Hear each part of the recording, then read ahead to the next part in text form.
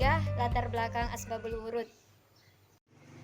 Baiklah kawan-kawan, yang pertama kita akan membahas tentang definisi asbabul wurud. Definisi asbabul wurud secara sederhana, asbabul wurud dapat diartikan sebagai sebab-sebab datangnya sesuatu. Karena istilah tersebut bisa dipakai dalam diskursus ilmu hadis, maka asbabul wurud dapat diartikan sebagai sebab-sebab atau latar belakang munculnya suatu hadis. Sesuatu yang menjadi torik untuk menentukan suatu hadis yang bersifat umum atau khusus, mutlak atau muqayyad, dan untuk menentukan ada tidaknya nasikh dalam suatu hadis. Jika dilihat secara kritis, sebenarnya definisi yang dikemukakan As-Suyuti lebih mengacu kepada fungsi asbabul wurud al-hadis, yakni untuk menentukan taksis. Taksis itu pengkhususan ya kawan-kawan. Dari yang umum membatasi yang mutlak, serta untuk menentukan ada tidaknya nasikh mansukh dalam suatu hadis. Baiklah, dari definisi tadi dapat disimpulkan bahwa asbabul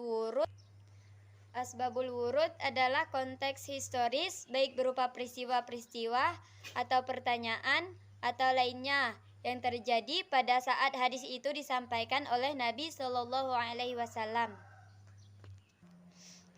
Dapat berfungsi sebagai pisau analisis untuk menentukan apakah hadis itu bersifat umum atau khusus, mutlak atau muqayyad, nasikh atau mansukh, dan lain sebagainya. Dengan demikian, dalam perspektif ini mengetahui asbabul wurud bukanlah tujuan, melainkan hanya sebagai sarana untuk memperoleh ketepatan makna dalam memahami pesan moral suatu hadis. Selanjutnya, sumber-sumber asbabul wurud. Sumber pertama bersumber dari Al-Quran. Ayat Al-Quran juga bisa menjadi sumber asbabul wurud sebuah hadis. Salah satu contoh yang paling sering kita dengar dan mungkin diketahui oleh para pegiat kajian hadis adalah terkait penafsiran dari ayat yang menjelaskan bahwa kezaliman adalah perbuatan yang paling besar siksanya, yaitu surah Al-An'am ayat 82.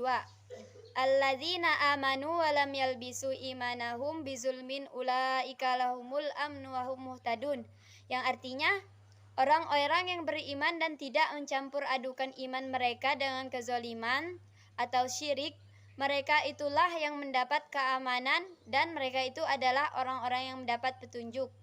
Ayat tersebut oleh para sahabat dipertanyakan, khususnya pada kata zolim, karena mereka semua tidak bisa terlepas dari kezaliman, yakni kezaliman yang dimaksud para sahabat adalah tidak meletakkan sesuatu pada tempatnya.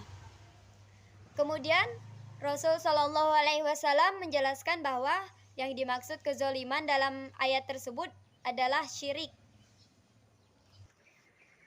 Yang kedua, asbabul wurud bersumber dari hadis. Selain dari asbabul wurud bersumber dari Al-Quran, juga bisa bersumber dari hadis, baik dari hadis yang masih satu redaksi atau satu riwayat, atau hadis lain yang masih setema.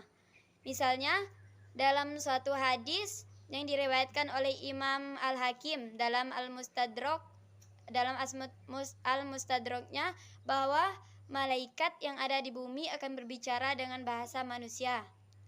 Dalam hadis itu disebutkan, innallaha malaikatu tautiku ala bani adam bima fil mar'i minal khairi wasyarri, yang artinya sungguh Allah Subhanahu wa Ta'ala memiliki malaikat yang berbicara dengan manusia atau hal yang baik dan buruk.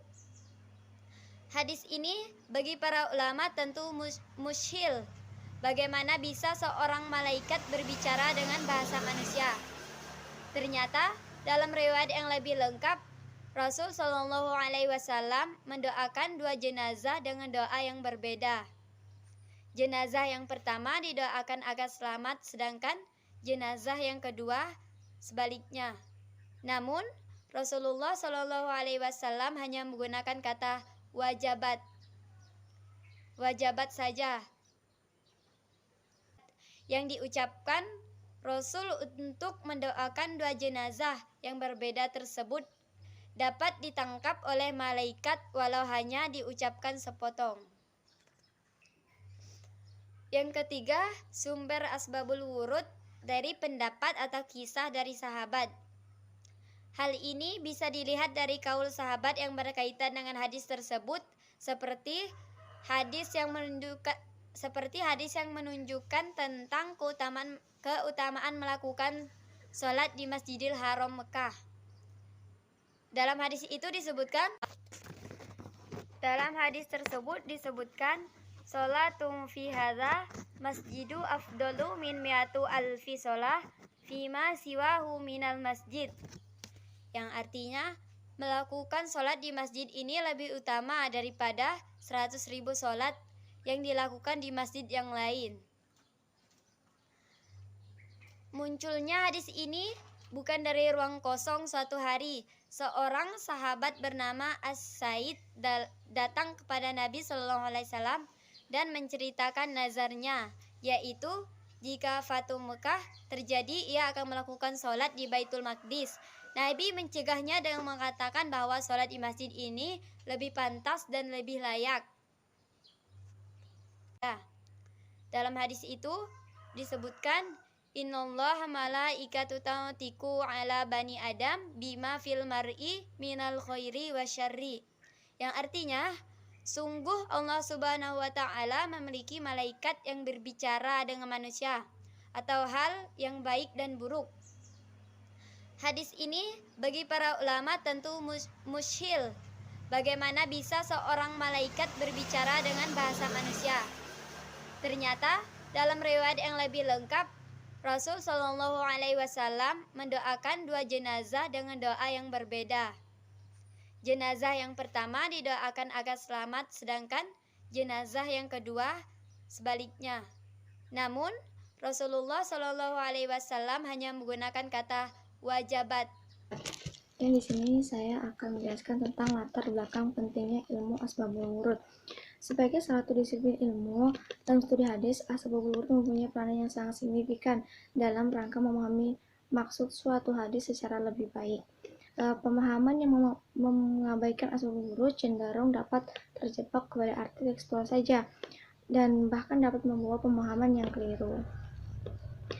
Jadi, ketika kita mencoba memahami suatu hadis, tidak cukup hanya melihat teks hadisnya saja, khususnya ketika hadis itu mempunyai asbabul wurud, melainkan kita harus melihat konteks dengan lain ungkapan. Ketika kita ingin mengenali pesan moral dari suatu hadis, perlu memperhatikan konteks historisnya, gitu. Kepada siapa hadis itu disampaikan, nabi historisnya atau dalam kondisi sosiokultural yang bagaimana Nabi waktu itu menyampaikannya. Tanpa memperhatikan konteks historisnya atau baca asbabul wurud, seorang akan mengalami kesulitan dalam menangkap atau memahami makna suatu hadis. Bahkan ia dapat berperosok ke dalam pemahamannya yang keliru. Itulah mengapa asbabul wurud menjadi sangat penting dalam diskursus ilmu hadis, seperti pentingnya asbabul wurud dalam kajian tafsir Al-Quran.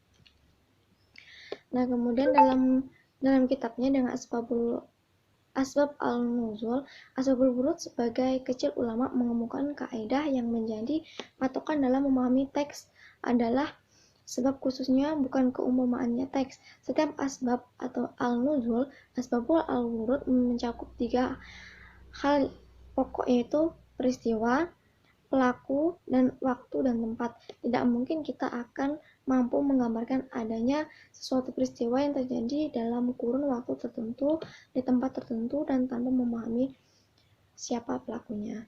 Jadi intinya, ketika kita ingin belajar Al-Quran, kita harus bisa memahami asbabul wurud.